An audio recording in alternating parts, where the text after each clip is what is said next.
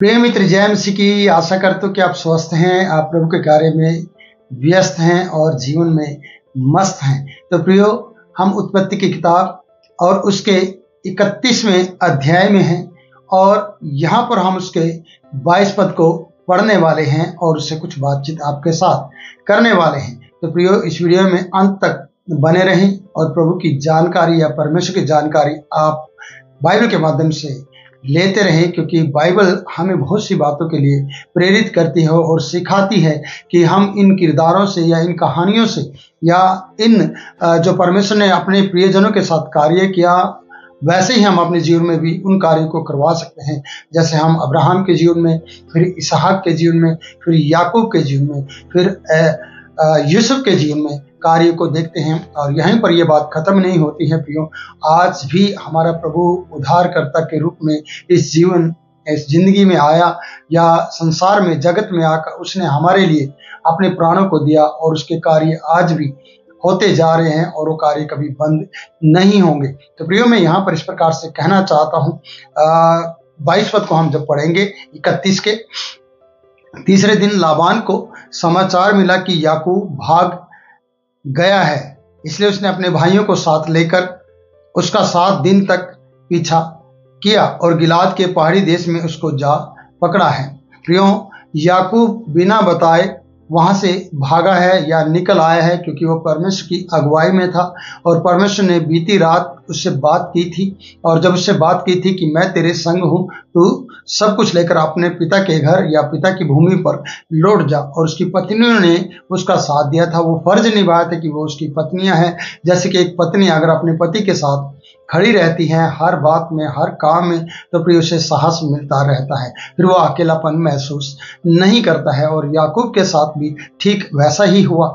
जैसे कि लिया ने और राहेल ने उसे कहा कि हमारे पिता ने हमारा सब कुछ छीन लिया है और हमें बेच दिया है और हमारे बालकों का जो कुछ है वही उसने रख लिया, खा लिया है, और वो आज भी हमें जाने नहीं दे रहा है। तो मैं ये कहना चाहता हूँ कि पत्नियों ने पति का साथ देकर उसे हिम्मत बढ़ाई और उसका साथ देने के लिए तैयार हुई, और वो उसी रात सब कुछ अपने बाल बच्चों को, धन दौलत को लेकर, बाल बच्चों को ऊँटों पर चढ़ाकर उस दिन, उस रात को वो निकल गया है।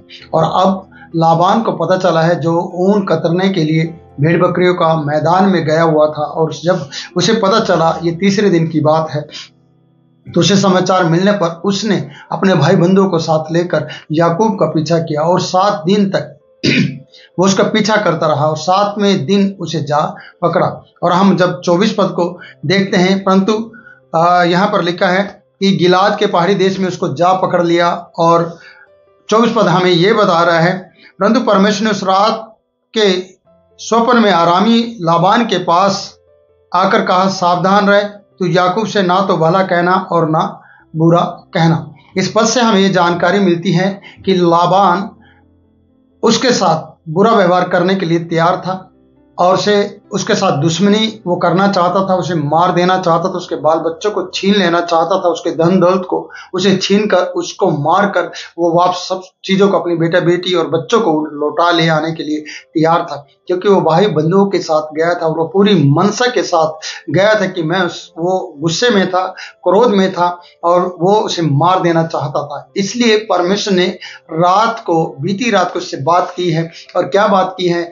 याकूब से ना तो भला कहना और ना बुरा कहना। इसलिए परमेश्वर पहले से सावधान करता है। यहाँ पर लिखा है, सावधान रहे, ना तो भला कहना उससे, याकूब से, और ना बुरा कहना।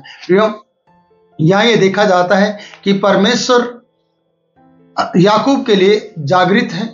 परमेश्वर उसके मामा लाबान को ये समझा रहा है, क्योंकि लाबान की आदत को या लाबान के क्रोध को वो जानता है कि उसका क्रोध कितना ज़्यादा बढ़ा हुआ है और कितना वो क्रोधित है याकूब से, क्योंकि एक तो बिना बताए, एक वो धन दौलत के साथ वहां से निकल गया, जबकि वो लाठी लेकर नदी पार आया था या लाठी लेकर इसके घर पर आया था। इसके अलावा उसके पास कुछ नहीं था। आज जिसके घर से धन दौलत, बेटा बेटियां और बाल बच्चे सब कुछ जा रहे हो याकूब के साथ, तो उस व्यक्ति पर क्या बीतेगी।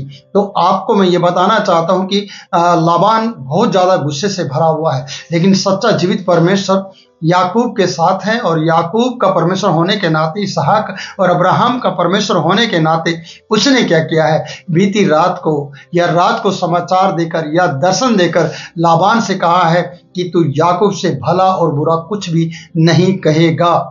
इसका मतलब परमेश्वर अच्छी तरह से जानता था कि याकूब को मारना चाहता है या याकूब का सारा धन दौलत लूटना चाहता है। इसलिए परमेश्वर ने उसे 20 साल तक तो अधीनता में रखा, उसके बाद उसको स्वाधीन कर दिया या उसे निकाल दिया और परमेश्वर ने ही कहा तू अपने घर को लौट जा।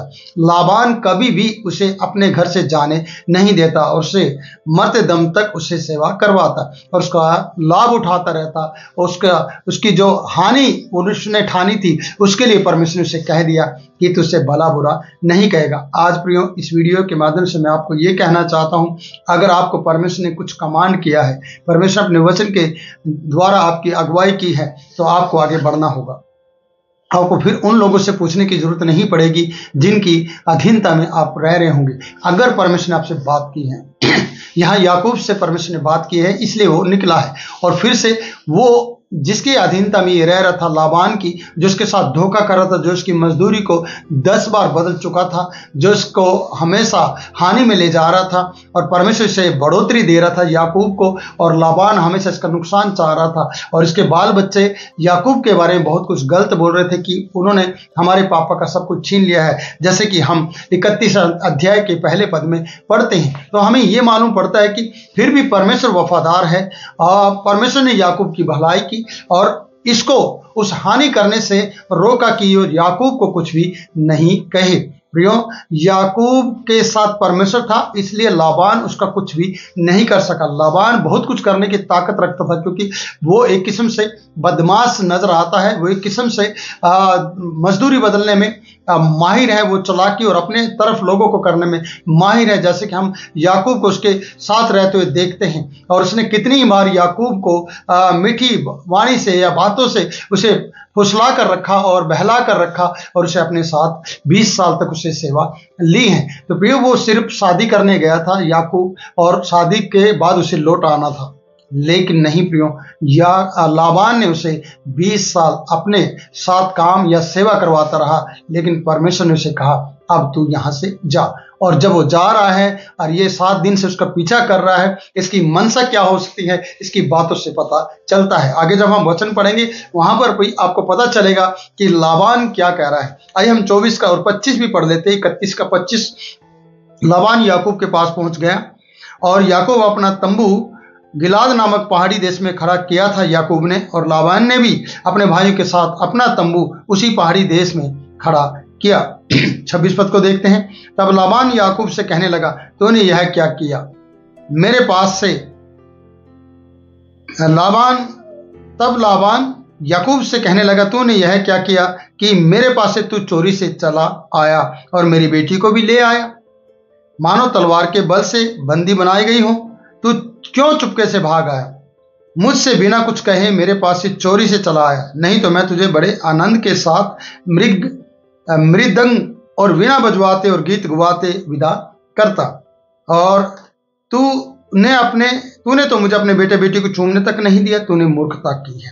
प्रियो, आगे इस कहानी से हमें पता चलता है कि इसके अंदर कितना क्रोध है, इसके अंदर कितनी ईर्ष्या है, इसके अंदर कितना दर्द है इस बात का, या शत्रुता या इसके अंदर से झलक रही है, दुश्मनी झलक रही है कि मेरे पास तूने मुझे कुछ भी करने नहीं दिया, अपने बाल बच्चों को चूमने तक नहीं दिया, और तू ऐसा लगता है मुझे कि तलवार के बल से अपने मेरे बाल बच्चों को, मेरी बेटियों को, सबको तू छीन कर मुझसे ले आया है और मुझे बिना बताए चोरी से चला आया है। जब इस प्रकार की बातें होती तो मालूम पड़ता है कि लाबान के जीवन में कितना क्रोध है इसके प्रति, याकूब के प्रति। प्रियो, यहाँ पर बहुत दुख की बात ये जानी जाती है कि लाबान इस वक्त बेबस है। बेबस इसलिए है क्योंकि परमेश्वर ने रात को इसे दर्शन में कहा है, ना तो भला कह सकता है ना तो बुरा कह सकता है, जबकि ये कहने की इसने ठान रखी है और ये बोलता है और ये कह रहा है। आगे वचन को पढ़ते हैं। तूने तो अपने 29 पद को पढ़ते हैं, तुम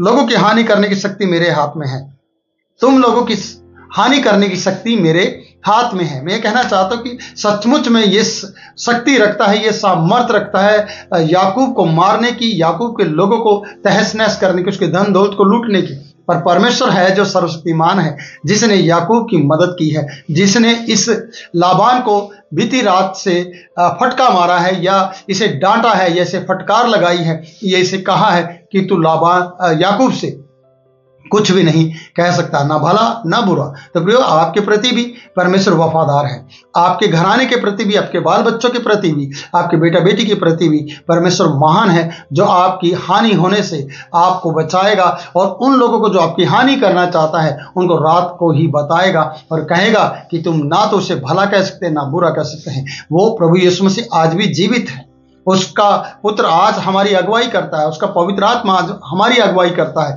हमारी कोई भी हानि करना चाह रहा हो तो परमेश्वर पहले से ही परमेश्वर आपके उस कार्य को कर देगा, जैसे कि याकूब के उस कार्य को परमेश्वर ने पहले से किया जो लाबान उसकी हानि करने की ठान उसने रखी थी। जैसे कि 29 पद हमें बता रहा कि तुम लोगों की हानि करने की शक्ति मेरे पास है, पर सर्वशक्तिमान परमेश्वर ने क्या किया है, उसे रोक रखा है।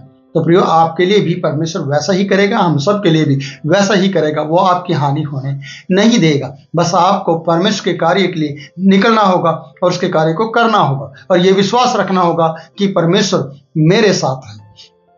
तो प्रियो, आप कभी भी गलत रीति से ना चलें, क्योंकि आने वाली कहानी में याकूब के साथ भी गलत हो रहा है। जो भी होगा वो मैं आपको बताऊंगा, और उसने जो किया था उसके साथ वैसा भी हुआ है। तो प्रियो, आपको ईमानदारी से परमेश्वर के पुत्र यीशु मसीह के ऊपर विश्वास करते हुए और पवित्र आत्मा की मदद को लेते हुए अपने जीवन को आगे बढ़ाना होगा और उसके साथ समय गुजारना होगा। और जितना समय आपका उसके साथ गुजरेगा उतना ही आप ताकतवर और बलवंत होते चले जाएंगे प्रार्थना के माध्यम से। तो प्रभु आपको इन वचनों के द्वारा बहुतायत से आशीष दे।